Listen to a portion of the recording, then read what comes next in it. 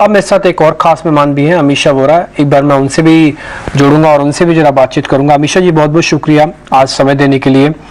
आज सुबह सुबह जब ज़्यादातर लोगों ने अपना फ़ोन देखा एकदम से, तो एक दुखद खबर का आमना सामना हुआ कि राकेश झुंझुनवाला यानी कि आरजे और हम सबके बड़े भैया भैया जिनको हम बोलते थे, वो सब नहीं रहे।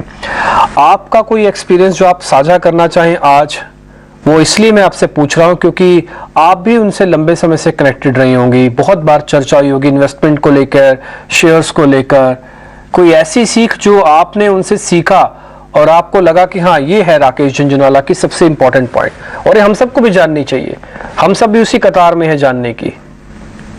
जरूर, ये बात तो सही है कि ये नॉट ओनली मार्केट में एक बड़ा लॉस है, और वो जिस तरह से इतने सारे यंगस्टर्स को भी इंस्पायर कर रहे थे ओनली बिकॉज ऑफ उनकी बहुत ही जबरदस्त conviction about India and market से, तो ये सभी को बहुत बड़ा लॉस है और मेरे लिए एक पर्सनल लॉस भी है।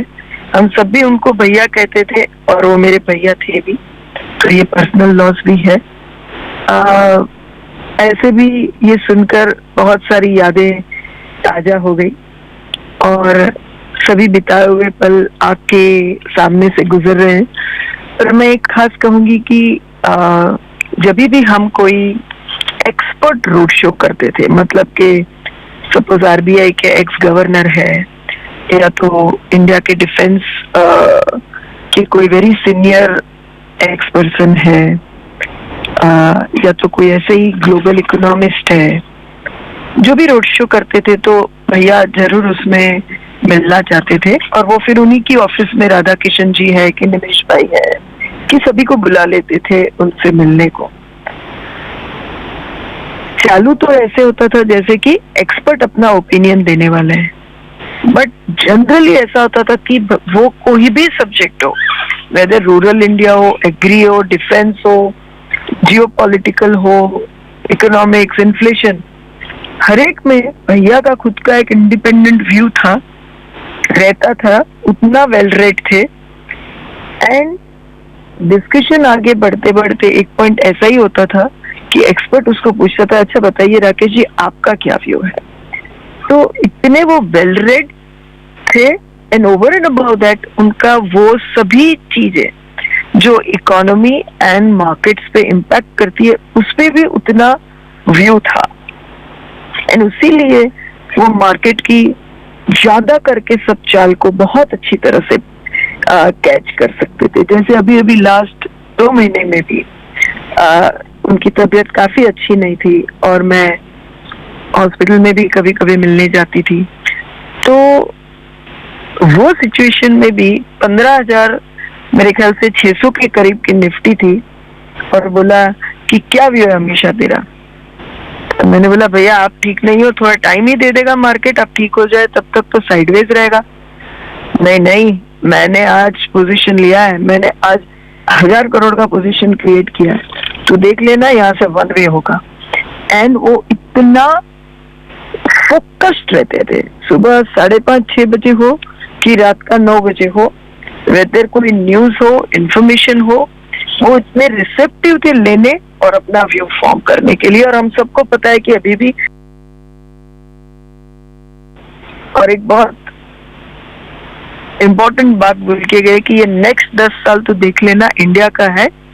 मैं तो लिख के जाने वाला हूँ कि मेरे पास कोई एक शेयर मेरा पोर्टफोलियो का बेच नहीं सकता 2030 तक। मतलब उनका इतना हाई कन्विक्शन है इंडिया पे, इंडिया इकोनॉमी पे, and of course as a result market and good stocks पे, क्वालिटी स्टॉक्स पे और क्वालिटी फ्रेंचाइज पे। ऐसे तो काफी सारे इंस्टेंसेस है जब उनसे बात करने का, उनसे सलाह मशवरा करने का मौका मिला है और ये एक बहुत ही बड़ा गैप हो जाएगा सभी के लिए, क्योंकि भैया एक ही ऐसे इंसान थे जो कभी अपना व्यू, अपना कुछ छुपा के नहीं रखते थे, वो शेयर करने में मानते थे और उनको कोई और को कुछ फायदा हो तो कभी मन उनका छोटा नहीं था। तो उनका मन का बड़प्पन और दिमाग की शार्पनेस दोनों बहुत ही मिस करेंगे।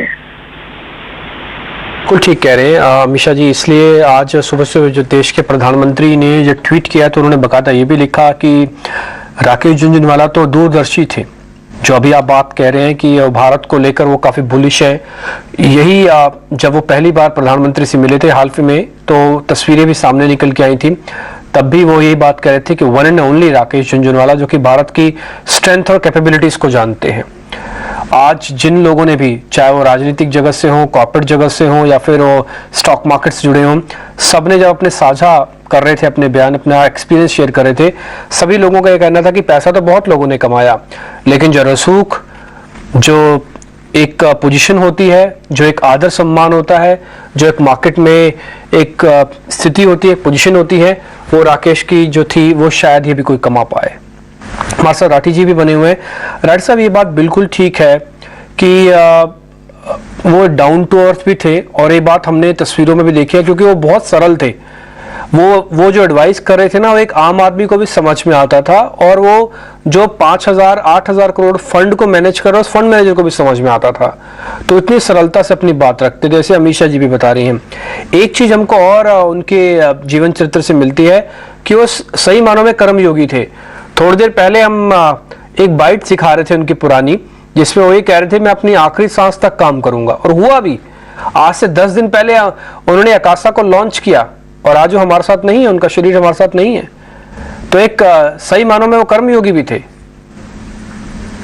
सही है आपका कहना, वो पूरे कर्मयोगी थे कि सारा, अगर उनके आप जिंदगी को आप देखें तो उनका पूरा काम करने में, हर चीज को समय लगाने में, जैसे अमीशा भी अभी बता रही थी कि उनका सुबह से, चाहे सुबह 6 बजे हो, रात को 10 बजे हो, उनका एक कंसंट्रेशन जो था जबरदस्त था हर सब्जेक्ट के ऊपर। और जिस चीज में बात करते वो पूरी गहराई में जाके बात करते थे। तो और बड़ी बात जो बताई अमीशा ने बताई कि जितने लोगों को उन्होंने इंस्पायर किया इस मार्केट में आने के लिए, तो इस मार्केट की जो ग्रोथ हुई है उसमें उनका योगदान जो है वो हमेशा हमेशा याद रहेगा। कि उनकी बातों से, उनकी जो मतलब एक पॉजिटिव एटीट्यूड था, एक आगे के लिए ग्रोथ माइंडसेट था कि आगे बढ़ेगा, मार्केट अच्छा होगा, उसके सुनते कितने लाखों लोग तो इसमें जुड़े होंगे ये जानना मुश्किल है। परंतु मेरा ये मानना है कि इस मार्केट को आगे बढ़ाने में, इसके डेवलपमेंट में उनका जो योगदान रहा, एक खुद कर्मयोगी की तरह से और पूरे देश के स्टॉक मार्केट को बढ़ाने में उनका कंट्रीब्यूशन हमेशा चिरस्मरणीय रहेगा। तो ये एक चीज और मेरे ध्यान से बड़ी इम्पोर्टेंट उनकी जिंदगी की अपनी देन रही है सबके लिए। ये बात, आपकी बात बिल्कुल ठीक है। और यही आज हम जब ज़्यादातर लोगों से बात पूछ रहे हैं तो वो भी अपने एक्सपीरियंस को यही साझा करते हुए देख रहे हैं कि काफ़ी जिंदा दिल इंसान थे। कुछ वीडियोस तो ऐसे भी उनके दिख रहे हैं जिसपे वो भले ही खड़े हो पाने की स्थिति में भी नहीं थे, लेकिन फिर भी अपने जज्बे और अपने जुनून को वो अपने शरीर से जितना हो सकता था उतना दिखा ही रहे थे। कि वो देखिए, भले लाचारी है, हेल्थ ठीक नहीं थी, लेकिन फिर भी वो काफ़ी जिंदा दिल इंसान थे। खैर, इस बीच मेरे संवाददाता अंकुर भी है मेरे साथ, आपको तस्वीरों में दिख रहे होंगे। अंकुर वहां से जुड़े हैं जहां से अब उनके पार्थिव शरीर को लेके जाया जाएगा बाणगंगा शमशान भूमि में। तो अंकुर, आप मेरे को जरा ये बताइए कि इस समय की यथास्थिति क्या है, कितने रिश्तेदार पहुंच गए हैं, क्या 10 बजे का समय मुकर्रर किया गया अंतिम संस्कार के लिए, और कौन कौन उनके अंतिम दर्शनों के लिए पहुंचा है, जरा पूरा ब्यौरा दीजिए। जी हाँ, यहाँ पे अपडेट यही है कि जो प्रोसेशन यहाँ पर 7 बजे के आसपास पहुँचने वाला था बाणगंगा में, अब वो थोड़ा डिले हो गया है क्योंकि एक रिश्तेदार हैं राकेश झुंझुनवाला के जो दुबई में रहते हैं, और वो पहुँचने में उनको देरी हुई है। और ये देरी इसलिए हुई है क्योंकि वहाँ पर सैंड स्टॉर्म आया, इसलिए फ़्लाइट डिले हो गई। तो इस वजह से अब जो अंतिम संस्कार है वो 10 बजे के आसपास होगा। इनफैक्ट हमें बताया जा रहा है उसका जो अभी का टाइम दिया गया है वो 10:30 बजे है। जिन लोगों की बात करें हम, कॉर्पोरेट हॉन्कोस की ऑफकोर्स बात करते हैं, हम बड़े बड़े नामों की बात करते हैं, लेकिन एक मैं आपको अपना एक्सपीरियंस बताता हूं कि यहाँ पर कुछ रिटेल इन्वेस्टर्स दिखे। जी हाँ, रिटेल इन्वेस्टर्स जो आपके जो हमारे चैनल के माध्यम से कई बार राकेश झुंझुनवाला के व्यूज़ सुनते थे, वो भले ही उनको अंदर नहीं जाने दिया, लेकिन कुछ ऐसे इन्वेस्टर्स जो सिर्फ बैग लटकाए इसलिए देख रहे थे घर की तरफ कि उनको अंतिम दर्शन मिल जाए। तो इस तरीके का जो राकेश झुंझुनवाला का जो नाम था वो ना सिर्फ बड़े बड़े कॉरपोरेट जगत के उद्योगपतियों के साथ था, बल्कि रिटेल इन्वेस्टर्स उनको पसंद करते थे क्योंकि वो बेबाक बोलते थे, उनके काम की बात बोलते थे। यहाँ पर बड़े नामों की अगर बात करें तो यहाँ पर उदय कोटक विजिट करे हैं, यहाँ पर जो टाटा सन्स के चेयरमैन हैं एन चंद्रशेखरन, उन्होंने भी विजिट किया है। जो पूर्व बैंकर हैं MD and CEO of Bank of Baroda PS Jayakumar, उन्होंने विजिट किया है। और काफ़ी म्यूचुअल फंड जगत के, बैंकिंग जगत के, यहाँ तक कि कैबिनेट मंत्री स्मृति ईरानी भी वहाँ पर जो लास्ट राइट्स से पहले उनको नमन करके गई हैं। ठीक है, ये तस्वीरों में आप देख पा रहे हैं उनके रेसिडेंस की तस्वीरें, और जैसे अंकुर मेरे संवाददाता बता भी रहे हैं कि आगे की यात्रा कैसी होगी। और वो भले ही राजनीतिक शख्सियत नहीं थे, लेकिन राजनीतिक शख्सियत के तौर पर वो कम भी नहीं थे। देश के प्रधानमंत्री, वित्त मंत्री ज्योतिरादित्य सिंधिया जो आजकल एविएशन मिनिस्टर हैं, उन्होंने भी बाकायदा ट्वीट किया। और इसके अलावा उन्होंने अपनी संवेदना दी। दिल्ली के मुख्यमंत्री अरविंद केजरीवाल ने भी उनको आज याद किया, और बहुत सारे गणमान्य व्यक्ति हैं जिन्होंने आज ट्वीट के जरिए राकेश झुंझुनवाला को याद किया। ये उनकी शख्सियत का एक हिस्सा है कि भले ही वो किसी तरह से राजनीति से कनेक्टेड ना रहे हों, लेकिन राजनीतिक गलियारों में भी उनकी पैठ जोरदार थी, जो उन्होंने अपनी मेहनत अपने रसूख से बनाई है। अमीशा, आपका एक्सपीरियंस काफ़ी है, जैसे अभी आप बता भी रहे थे कि कुछ दिन पहले आप उनसे मिली भी जब 15,800 वाली निफ्टी थी। आज हम अपनी आंखों से देख पा रहे हैं करीब 18,000 हो गई है। आपने ये एक्सपीरियंस भी शेयर किया कि अगले 10 साल तक मेरे शेयर ना बेचेगा, देखिए वो कितने जोर से चलते हुए दिखेंगे। आप कुछ और ऐसी चीजें बताइए जो आपके साथ जब बातचीत हुई तो आपके दिल को वो बात छू गई और आपको लगा कि हाँ भैया की ये बात तो सबसे अलग होती है। यही भैया की बात जो है हम सबको भी सीखनी चाहिए, हम सबको अपने व्यक्तित्व में भी लेके आनी चाहिए, क्योंकि जब ऐसी शख्सियत होती है ना, इनसे सीखने को बहुत कुछ है। थोड़ा भी सीख जाएंगे तो तर जाएंगे। भैया की एक बात जो मुझे लगता है उनको बहुत ही यहाँ तक पहुंचने में बहुत ही काम आई होगी, वो है उनका खुद का डेवलप किया हुआ कन्विक्शन। क्योंकि 2014 की इलेक्शन के पहले अगर किसी को याद हो तो इंडिया का माहौल था पूरा पॉलिसी पैरालिसिस जैसे हम कह रहे थे।